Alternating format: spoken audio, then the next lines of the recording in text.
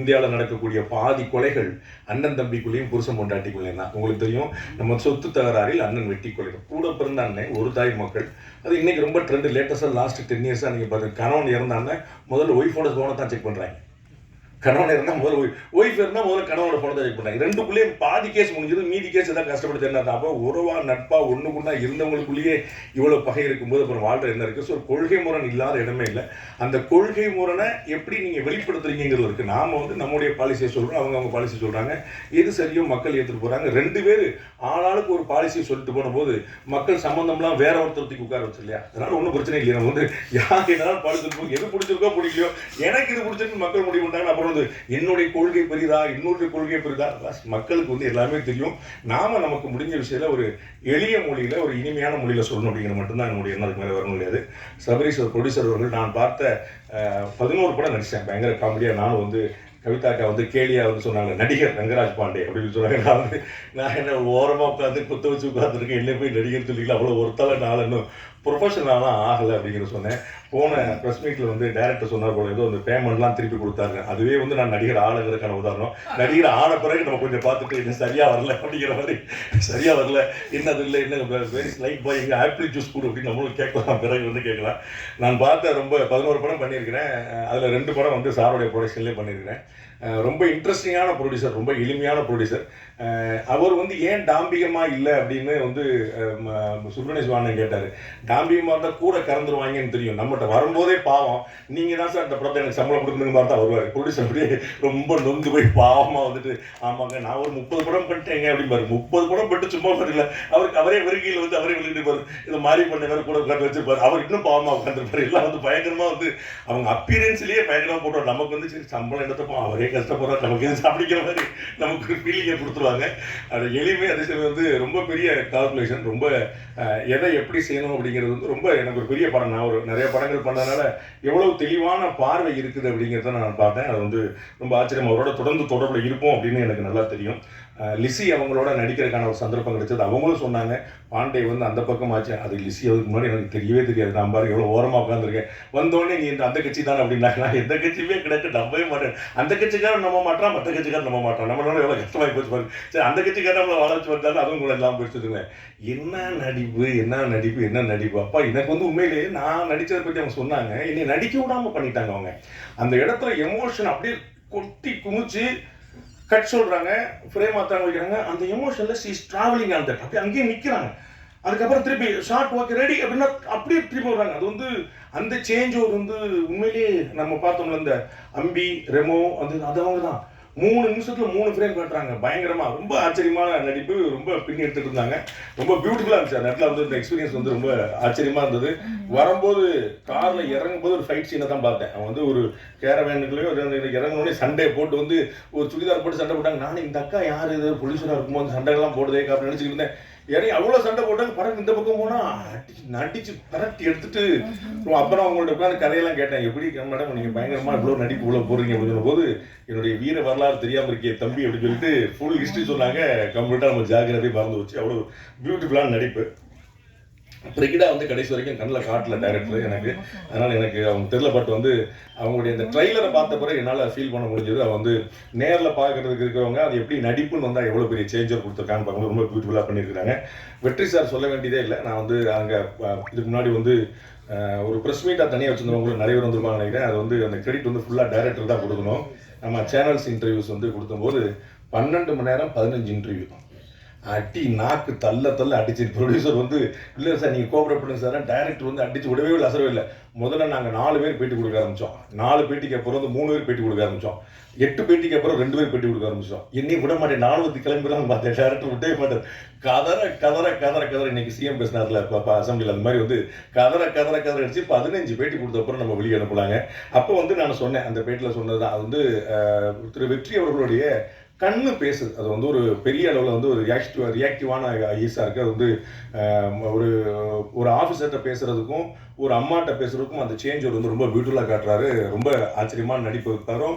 மற்ற ஜாலியான விஷயங்கள்லாம் நிறைய இருக்குது அவருக்கு. பட் இந்த சீரியஸான விஷயத்த ஒரு டயலாக்காக டெலிவரி பண்ணுறதுல ரொம்ப பெரிய லென்த்தி டயலாக்ஸ் உங்களுக்கு தெரிஞ்சிருக்கும். அதை நேர்கொண்ட பார்வை படத்துலேயே அஜித் சார் சொல்லியிருந்தாங்க 6 படத்துக்கான டைலாக்ஸ் அந்த ஒரே படத்தில் வச்சுட்டாங்க அப்படிங்க. கோர்ட் சீன் இருந்தால் அப்படி இருக்கும். அதே மாதிரி தான் இதுலேயும் பார்த்தீங்கன்னா ஏகப்பட்ட டைலாக். அது வந்து ஒரு ஃப்ரேம் கூட நான் பேப்பரை பார்க்கவே இல்லை. நான் கையிலே பேப்பரை நீமாக உட்கார்ந்து பாருங்க. சார் சொன்னார்ல, கவிதா பாரதி சொன்ன கேரவனுக்கே போல எங்கே போக எனக்கு தான் அடுத்த டைலாக் சொல்லுமே பீதியிலே வச்சிருந்தாங்க நம்மளை. ஏன்னா டைரக்ட் வந்து ரொம்ப மெட்டிகுலஸாக பிளான் பண்ணிருக்காரு, அதாவது மைனூட்டாக பிளான் பண்ணிருக்காரு. எங்கேயுமே வேஸ்டேஜ் இருந்துடக்கூடாதுன்னு எடிட்டர் சாருக்கு வந்து கொஞ்சம் கம்மியான வேலை தான் இருந்திருக்குன்னு நினைக்கிறேன். அந்த அளவுக்கு வந்து ஃபுல்லாக ரொம்ப பிளான் பண்ணி இதுதான் அவங்க ஃப்ரேமையே முதலே முடிவு பண்ணிட்டாருங்கனால ரொம்ப ஆச்சரியமா இருந்தது. அந்த ஒர்க்கு ரொம்ப பியூட்டிஃபுல்லாக பண்ணோம். அது வந்து மறக்க முடியாது. தர்புகா சிவா சார் வந்து நான் இன்னைக்கு தான் ஃபஸ்ட் டைம் பார்க்குறேன். நான் வந்து ட்ரெய்லரை வந்து மாதிரி 2-3 விஷயங்களை வந்து டைரக்டர் ஏற்கனவே காட்டின போதே நான் சொன்னேன். இந்த வார்த்தை தான் சொன்னேன், இன்னைக்கு தர்புகா சார்ட்டையும் சொன்னேன். அதாவது பாரதியாருடைய பாடல்களை ஒரு சினிமாக்காக மாற்றுறதுங்கிறது சுலபம் இல்லை. அதை வந்து நம்ம பார்த்து ரொம்ப பியூட்டிஃபுல்லாக பண்ணது ராஜா சார் தான். அவர் மாதிரி வந்து ஒரு பியூட்டிஃபுல்லாக வந்து ராஜா சார் மாதிரி அந்த பாரதியார் பாடலுக்கு உயிர் கொடுக்குறதுன்னு பார்க்க முடியாது. அதற்கு பிறகு நீண்ட நெடிய காலத்துக்கு பிறகு தர்புகா சார் வந்து அதற்கு ஒரு பெரிய உயிரை கொடுத்துருக்காருங்கிற பார்க்க ரொம்ப பியூட்டிஃபுல்லாக இருக்குது. அதே போல் பாரதிதாசன் வந்து கவிதா பாரதியாருக்கு எல்லாத்துலேயும் 2 குத்துனா தான் அவருக்கு ஒரு மன நிறைவு அமையும். அதில் வந்து பாரதியாருக்கு கிடைத்த பெருமை பாரதிதாசனுக்கு கிடைக்கவில்லை, அதற்குள் ஒரு அரசியல் இருக்குதுங்க. நாங்கள் எதிர்கட்சி அண்ணன் சொன்னதுதான், பாரதிதாசனுக்கு கிடைத்த விஷயம் பாரதியார் கிடைக்கலன்னு நினைக்கிற குறிப்பிட்றாங்க. நான் வந்து செல்ல இடமெல்லாம் உங்களுக்கு தெரியும், நிறைய பேர் பார்த்துருப்பீங்க.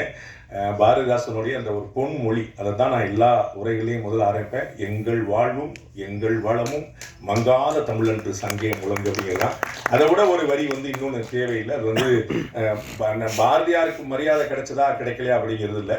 நீங்கள் மதிக்கிற பாரதிதாசன் தன்னை வந்து பாரதிதாசனாக மாற்றிக்கொண்டிருப்பார் அப்படிங்கிறது பாரதியாருக்கு போதுமானது. வேற எந்த கௌரவங்களும் தேவையில்லை. ரொம்ப ஆச்சரியமான அப்படி வந்து தன்னுடைய பெயரை அழித்து அது வந்து தன்னுடைய குருநாதருடைய பெயரை போடுறது அப்படிங்கிறது வந்து அது ஒரு சர்வப்பரி தியாகம்னு சொல்லுவாங்க. அந்த மாதிரி பாரதிதாசன் ஆச்சரியமான பாடல். அண்ணன் சொன்ன மாதிரி வந்து மானுட சமுத்திரம் நான் என்று கூவு அப்படின்னு சொல்லிட்டு பாரதிதாசனுடைய பாடல்கள் எல்லாமே வந்து விசால பார்வையால் விழுங்கு மக்களை அப்படின்னு எழுச்சிகரமான வரிகளாக தான் இருக்கும்.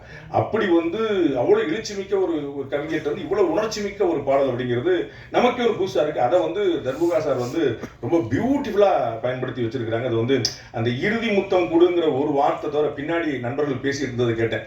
நம்ம எவ்வளோ நல்ல தமிழ் வார்த்தைகளை தொலைச்சிட்டோம் அப்படிங்கிறது ரொம்ப வைத்தறிச்சலாக இருந்துச்சு. இன்னைக்கு வந்து ஒரு நெற்றியை பற்றி, ஒரு கற்றையை பற்றி, ஒரு கொம்பு தேனை பற்றின்னு எவ்வளோ வார்த்தைகள் பாரதிதாசனுடைய வெக்காபுலரி எதுவுமே இன்னைக்கு புழக்கத்தில் இருக்காது. யாரா ஒருத்தர் கொம்பு தேன் அப்படின்னு என்ன தெரியுமான்னா, என்ன ப்ரோ ஏன் ப்ரோ இப்படி பேசுற நீ அப்படின்னு அந்த மாதிரி ஆகி நிற்குது. நல்ல தமிழ் வார்த்தையிலே காணாம போச்சு. அதை வந்து அந்த பாரதிதாசனுடைய வரிகளில் அது தெரிஞ்சுதான் டைரக்டர் வந்து அப்படியே பாரதிதாசனுடைய பாட்டுக்கு அந்த மாதிரி போக வேண்டாம் பாட்டு ஜென்சி அப்படிங்கிற பாட்டுக்கெல்லாம் போக வேண்டாம்னு நினைச்சார். அனுபவத்தில் அற்புதமான வரிகளுக்கு வந்து உயிர் கொடுத்திருக்கிறாரு தர்புகா. அவங்களுக்கு வந்து நிச்சயமாக காலம் உங்களுக்கு நன்றியோடு கூட நிற்கும். And director sir Dayal Padmanabhan sir வந்து சொல்ல வேண்டியதே இல்லை. நானும் முதல்ல வந்து கன்னட டைரக்டர் தான் நினச்சேன். தயால் பத்மநாபன் ரொம்ப காமன் நேம் தானே, அதனால் கன்னட நடி இப்போ இயக்குனர் போல் இங்கே வந்து பாவம் தமிழ்நாட்டில் கஷ்டப்படுறாருன்னு தான் நினச்சேன். அப்புறம் நான் விழுப்புரம்னாரு தலைவா, நீ என்ன தலைவா அங்கே போய் பின்னி எடுத்துகிட்டு இருக்க அப்படின்னு சொன்னால், அங்கே வந்து உண்மையிலேயே படைப்பாளிகளுக்கு எப்படிப்பட்ட மரியாதை கொடுக்கப்படுகிறது என்பதை கன்னட திரையுலகம், கன்னட அரசுகளை பார்த்து தமிழ்நாடு அரசுகளும் கற்றுக்கொள்ள வேண்டும் நான் நினைக்கிறேன். ஏன் அப்படின்னா ஒரு 7-8 வருஷமா அவார்டே கொடுக்கல அப்படின்னு மொத்தமாக கொடுக்குற பழக்கம்லாம் இங்கே இருக்குது. அங்கே வந்து எவ்வளோ பெரிய கௌரவம் வந்து எழுத்தாளர்களையும் படைப்பாளிகளையும் அமர வைத்து உட்கார வைத்து முதலமைச்சர்களும் அதிகாரிகள் வந்து நின்று கொண்டு விருது கொடுக்குற மாதிரி காட்சியெல்லாம் நான் பார்க்குறோம். அதெல்லாம் வந்து கற்பனை செய்ய முடியாத ஒரு உயரம். கேரளாவில் அந்த மாதிரி விஷயங்கள் இருக்குது.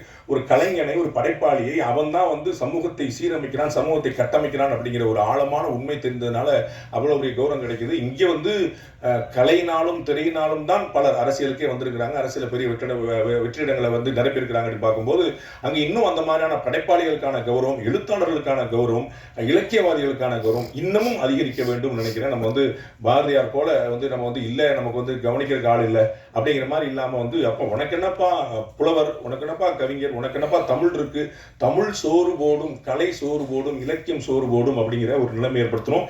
அப்பதான் தமிழ் வாழும். அந்த மாதிரி ஒரு ஆச்சரியமான ஒரு இயக்குனர். நான் வந்து அவருடைய மெட்ரிகுலஸ் பிளானிங்கை வந்து பார்த்தேன். நான் வந்து ப்ரொடியூசர்கிட்ட அவ்வளோ புகழ்ந்து சொல்லியிருக்கிறேன் டைரக்டரை பற்றி, பயங்கர ஆச்சரியங்க அப்படின்னு சொல்லிட்டு. நான் வந்து அடுத்தடுத்த படங்களில் வந்து அவங்க எப்படிலாம் பண்ணுறாங்க, அவங்க வந்து தயாளன் சார் மாதிரி பண்ணுறாங்களா பார்க்க ஆரம்பிச்சேன். அவ்வளோ தூரம் அறிவே கிடையாது எனக்கு சினிமா பற்றி. இருந்தாலும் அப்படி பார்த்து அப்படி பண்ணுறாங்க. அவ்வளோ வெல் பிளான்டு, கம்ப்ளீட்டாக எல்லாமே ஸ்ட்ரக்சர்டு பண்ணியிருக்காங்க. எதுவுமே புதுசாக அந்த கட்டத்தில் வந்து மாத்திரம் அப்படிங்கிறதே கிடையாது. ஃப்ரேம் வந்து எல்லாமே அவ்வளோ ரொம்ப மெடிகுலஸாக பண்ணியிருக்காங்க. எல்லாருக்கும் தெரியும் உங்களுக்கு 20 நாளில் படம் முடிச்சாரா 21 நாளில் படம் முடிச்சாரா, அவருடைய பேட்டர்னே அப்படி தான் இருக்குங்கிறத நம்ம பார்க்குறோம். 75 லட்சம் ரூபா இருந்தால் நான் நல்ல படம் பண்ணிடுவேன், ரிச்சான படம் பண்ணிடுவேன்றார். 50 லட்ச ரூபா 60 லட்ச ரூபா இருந்தால் நான் அவ்வளோ பெரிய படம் பண்ணிடுவேன்னு நினைக்கிறாரு. இந்த மாதிரி டேரக்டர்கள் எல்லாரும் வந்தாங்கன்னா எங்கள் அண்ணன் மாதிரி ப்ரொடியூசருக்கு ரொம்ப சந்தோஷமா இருப்பாங்க. அதனால வந்து நீங்கள் பார்த்துட்டு கவிதா பாரதி என்ன சொன்ன மாதிரி நீங்கள் வந்து வணிகத்துக்கான படங்களே நினைச்சிடாதீங்க. வணிகத்துக்கான படம் தான். வணிகத்தில் வந்து தயாலான் சாரும் மாஸ்டர், சபரிசன் சாரும் மாஸ்டர் 2 பேர் சேர்ந்து உட்கார்ந்தா எப்படி இருக்குன்னு பார்த்துங்க. அது வணிகத்தை ரொம்ப சக்ஸஸ்ஃபுல்லாக தான் பண்ணியிருக்கிறாங்க. அண்ட் படத்துலையும் வணிகத்துக்கான விஷயங்கள் நிறையா இருக்குது. நீங்கள் ஏதோ சீரியஸாக யோசிச்சுட்டு பயங்கரமாக சண்டை போட்டுருப்பாங்க. கமர்ஷியல் எலிமெண்ட்ஸ் நிறைய இருக்குது. நம்ம பார்க்கறதுக்கு என்கேஜிங்காக இருக்குங்கிறது என்னால் கேரண்டியாக சொல்ல முடியும். அவ்வளோ பெரிய விஷயங்கள் உள்ள கொண்டு வந்திருக்காங்க. பியூட்டிஃபுல்லாக வந்து டைரக்டர் பண்ணியிருக்காங்க. எங்கள் அண்ணன் சுப்பிரமணிய சிவாவை சொல்லாமல் நான் வந்து பண்ணால் அது வந்து பாவத்தில் போய் சேரும். அண்ணன் வந்து நிறைய வந்து என்னுடைய தகுதிக்கு மீறி புகழ்ந்தாங்க. இன்னைக்கு ட்ரெண்ட் அதுதான். ஸோ முதலமைச்சர் பாணியில் எல்லாரும் ஒரு குட்டி கதையை சொல்லணும். அதனால் அண்ணன் ஒரு குட்டி கதையை சொல்லி ஒரு திருடனுடைய கதையை சொல்லி வந்து அண்ணன் வந்து பியூட்டிஃபுல்லாக சொல்லி கொண்டு போனாங்க. நிறைய பாண்டேக்கு வந்து அவ்வளோ பேர் தெரிஞ்சிருக்கு. பாண்டேக்கு வந்து தெரியாத ஆளே கிடையாது. பாண்டேக்கு தெரியாத ஆளே கிடையாது. அவங்களுக்கு பாண்டே தெரிஞ்சிருக்கணும்ல. அண்ணன் விவேக் சொன்ன மாதிரி இப்போ எனக்கு கமிஷனர் விஜயகுமார் தெரியும். சரி, விஜயகுமாருக்கு என்ன தெரியணும்ல, அதான் எனக்கு அண்ணன் மோடியை சொல்றாரு அப்படின்னு. அப்படிலாம் நம்ம வந்து சரி இன்னுமா இந்த உலகம் நம்ம நம்பிக்கிட்டு இருக்கு அப்படின்னு சொல்லிட்டு சரி ரைட் சொல்லா போனா போய்கிட்டே நம்ம நம்பர் வரைக்கும் சொந்தம் போயிட்டு இருக்கோம். நானும் வந்து இதே போல ஒரு எளிமையான ஒரு பத்திரிகையாளர் தான். 27 வருஷத்துல 20 வருஷம் கக்கத்தில் பேப்பர் வச்சுட்டு கையில் பேப்பர் வச்சுட்டு ரோடாக சுற்றிட்டு இருந்தோம். வெறும் டீ வெறும் காஃபி நான் சொல்லிகிட்டே இருப்போம். நம்ம வந்து சாலிடாகவே எதுவும் ஃபுட்டு போக மாட்டேது, ஏன்னா லிக்விடாக ஃபுட்டு போயிட்டே இருக்கேப்பா அப்படின்னு சொல்லிட்டு அப்படி போயிட்டு இருந்த ஒருத்தன் தான். இறைவனோட கருணை உங்களை போன்ற ஒரு 4 நல்ல மனிதர்களுடைய சந்தர்ப்பம் கிடைச்சது. அண்ணனுடைய வெள்ளை யானைக்காக நான் காத்திருக்கிறேன். அது வந்து ஒரு ஆச்சரியமான ஒரு படைப்பு. அது வந்து அங்கே அப்படியே திரையிலே நிற்கிது, ஒரு ரஃப் கட்லேயே நிற்கிது. அது ஃபைனல் கட்டுக்கு எப்போ வரும்னு நான் பார்த்துட்டு இருக்கேன். அது வந்து நிறைய ஆச்சரியமான படம். உங்களுக்கு தெரியும், பெரிய பெரிய ஆட்கள்லாம் எப்பயுமே வந்து அண்ணனை கூட வச்சிருப்பாங்க. அண்ணன் பக்கத்தில் இருந்தாருன்னா அவர் பெரிய ஆள் அப்படி பார்த்துக்கலாம். நம்ம வந்து அண்ணன் வந்து பெரிய ஆள் பக்கத்தில் இருப்பாங்க. அண்ணன் பக்கத்தில் உட்காந்து பாருங்க 2 பேர் பாருங்க, அவங்களை அதெல்லாம் தெரிஞ்சுக்கோங்க. அண்ணன் பக்கத்தில் உட்காந்தனால பெரிய ஆள் தான் அப்படிங்கிற மாதிரி வந்து அவர் பெரிய பெரிய நெட்வொர்க் வந்து பெருசாக இருக்கும். நெட்வொர்க்கிங் தான் அண்ணனுடைய மாஸ்டர் எக்ஸலன்ஸ் விஷயமே. அது வந்து ஆக்சுவலாக பார்த்தீங்கன்னா அண்ணனுக்கு தான் தெரியாத ஆளே கிடையாது. ஓவர் த ஃபோனில் வந்து நிறைய பேர் பிடிக்க முடியும். எனக்கு வந்து ரணசிங்கம் படத்தின் போது அண்ணன் வந்து ஒரு பெரிய தத்துவத்தை சொன்னார். அந்த தத்துவம் யார் சொன்னார்னு சொல்ல மாட்டேன், ஆனால் அந்த தத்துவத்தை சொன்னார் எனக்கு அண்ணன். தம்பி, நான் அவர்கிட்ட பேசினேன் தம்பி. அவர் வந்து எனக்கு ஒரு அருமையான தத்துவத்தை சொன்னார். என்ன, ஒவ்வொரு நாளும் உன்னை விட வயதுலேயோ அனுபவத்திலேயோ பேர்லேயோ புகழ்லையோ செல்வாக்குலையோ கீர்த்திலையோ ஏதோ உள்ள உயர்ந்த 3 பேருக்கு தினசரி காலையில் ஒரு தொலைபேசி அழைப்பு. அண்ணே நல்லா இருக்கீங்களாண்ணே அப்படி ஒரு 3 டெய்லி ஒரு 3 பேர். அவர்களுக்கு என்னைக்கோ ஒரு நாள் தேவைப்படும் போது உன்னுடைய பேர் நினைவில் வரும். அண்ணன் எத்தனை பேர் போன் போட்டிருப்பாரு யோசிக்க. இந்த தத்துவத்தை வந்து வேறு ஒரு பெருமகனார் வந்து அண்ணனுக்கு சொல்லி, அண்ணன் வந்து கண்ணன் போல இருந்து எனக்கு இந்த உபதேசத்தை சொல்லி அதை வந்து நான் பச்சு முடிச்சுக்கிட்டு இருக்கிறேன். அது வந்து டெய்லி ஒரு காலையில் 3 பேருக்கு ஃபோன் அடிக்கலான்னு பார்த்தேன். ஃபோன் நம்பர் தான் தெரிய பார்த்தது. அதுதான் பெரிய பிரச்சனை. ரொம்ப இன்ட்ரெஸ்டிங்கான கேரக்டர். எல்லாத்தையுமே அந்த இருக்கக்கூடிய இடத்த வந்து அண்ணன் வந்து எப்பயுமே ஒரு ஹாப்பியாக வச்சிருப்பாரு. ரொம்ப ஒரு மகிழ்ச்சி அந்த இடத்துல பரவிடும். அது போன்ற ஒரு நல்ல மனிதரோட தொடர்புக்கு தான் நமக்கு ஒரு பெரிய புண்ணியம். இது வந்து ஒரு அற்புதமான படம், கேரண்டி அதனால சொல்ல முடியும். படத்தோடைய நான் இங்கே அந்த மேடையில் வந்து சொன்னாங்க, அண்ணன் கவிதா பாரதினை எல்லாருக்கும் சேர்த்து அவரே ஓட்டு போட்டார். வந்து இங்கே இருக்க பலருக்கும் பாண்டேக்கும் உடன்பாடு கிடையாதுன்னு அவரே சொல்லிட்டாரு. அதனால் வந்து அப்படி இருக்கலாம். உங்களுக்கு நீங்கள் நினச்சிட்டு இருக்கீங்க ப்ரொடியூசர் என்ன கலர் சட்டை போட்டிருக்காருன்னு பார்த்துக்குங்க. டைரக்டர் யாருன்னு நான் யார்ட்டையும் சொல்ல மாட்டேன், எனக்கு மட்டும் தான் தெரியும். இந்த மாதிரி ஒரு கிளப்பி விட்டு போயிட்டு அவங்க இல்லைன்னு சொல்ல மாதிரி. கொள்கை இது வந்து எனக்கு இந்த படத்துடைய கொள்கையில் உடன்பாடு இருக்கா இல்லையாங்கிறதுல நான் இந்த படத்தில் நடிப்பதற்கு கூலி வாங்கியிருக்கிறேன். அந்த கூலிக்கு விசுவாசமாக உழைக்க வேண்டும் என்பது மட்டும்தான் என்னுடைய நோக்கம். அதற்கு டைரக்டருக்கு இன்னொரு டேக் ஒண்ணுங்க அப்படின்னு சொல்லி அவருக்கு வந்து ஒரு டிஜிட்டலாக இருந்தாலும் இன்னொரு நாள் எடுத்துகிட்டு போயிடக்கூடாது. நாங்கள் வந்து அது மாதிரியான ஒரு வாய்ப்புனால தான் நாங்கள் வந்து 2 நாள் படத்தை முன்னாடியே முடித்தோம். ஸோ நமக்கு வந்து கமல்ஹாசன் சார் மாதிரி அவார்டு வாங்க முடியாது, சிவாஜி சார் மாதிரி பேர் வாங்க முடியாது. அது நமக்கு முன்னாடியே தெரியும். அதனால் நம்மளால் என்ன முடியுமோ நம்ம வந்து அதை மட்டும் சரியாக செஞ்சுருவோம். ஸோ டைரக்டருக்கு வருத்தப்படாமல் ப்ரொடியூசருக்கு கையை கிடைக்காமல் நம்ம என்ன வேலை பண்ண முடியுமோ அதை பண்ணிடுவோங்கிறத தவிர எனக்கு வேறு எந்த நோக்கம் இல்லை. அந்த வகையில் இது வந்து ஒரு பியூட்டிஃபுல்லான இன்ட்ரெஸ்டிங்கான படம். அதை வந்து நான் உள்ள கான்ட்ரிபியூட் பண்ணும்போதும் எனக்கு ஒரு பெரிய ஒரு ஈர்ப்பை ஏற்படுத்தி இருந்துச்சு, அது ஒரு பிணைப்பை ஏற்படுத்திச்சு. நான் அப்படி தான் எல்லா இடத்துலையுமே ஒர்க் பண்ணுறேன். அதனால் ஒரு பியூட்டிஃபுல்லான படம் பாருங்கள். உங்களுடைய நியாயமான விமர்சனங்களை வைங்க, நிறைய நண்பர்கள் கொண்டு வச்சுருங்க. இறைவன் துணை இருக்கும். நன்றி.